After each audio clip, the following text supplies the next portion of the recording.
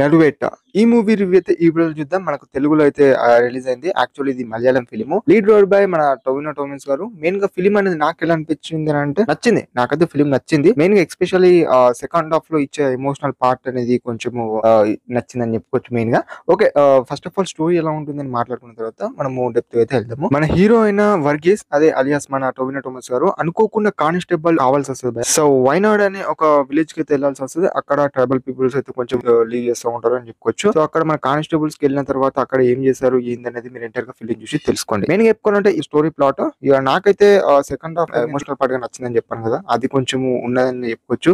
So almost మీ trailer చూసి ఒక idea వచ్చేస్తుంది. మీరు ఒకసారి ట్రైలర్ చూడకపోతే చూడండి అని చెప్తాను. ఇక ఫస్ట్ హాఫ్ గురించి చూసుకుంటే మన టొవినో టోమిన్స్ గారి అంటే లైక్ మన వర్గి అనే హీరో క్యారెక్టర్ లవ్ స్టోరీ కానియచ్చు, అంటే టు పీపుల్ అంటే ట్రైబల్ పీపుల్ లైఫ్ జర్నీ కానియచ్చు, ఇవి కొన్ని సీన్స్ అయితే మనకు ఎక్స్పెషల్లీ చూపెడతా ఉంటారు. అండ్ ఇంకా చెప్పుకోవాలంటే ఫిలిం లో ఇవే ఉంటది. అంటే సాంగ్స్ అయితే ఓకే ఓకే అనిపిస్తుంది, ఆ బ్యాక్గ్రౌండ్ మ్యూజిక్ ఓకే అనిపిస్తుంది. కానీ మెయిన్ గా చెప్పుకోవాలంటే ఇక్కడ బషీర్ అని ఒక క్యారెక్టర్ ఉంటుంది భయ, సో కానిస్టేబుల్ క్యారెక్టర్. సో తన క్యారెక్టర్ కొంచెం ఎమోషనల్ టచ్ అయితే ఇస్తుంది అని చెప్పుకోవచ్చు. ఫిలిం చూస్తే మీకు అర్థమవుతుంది, నేను అది చెప్తున్నా.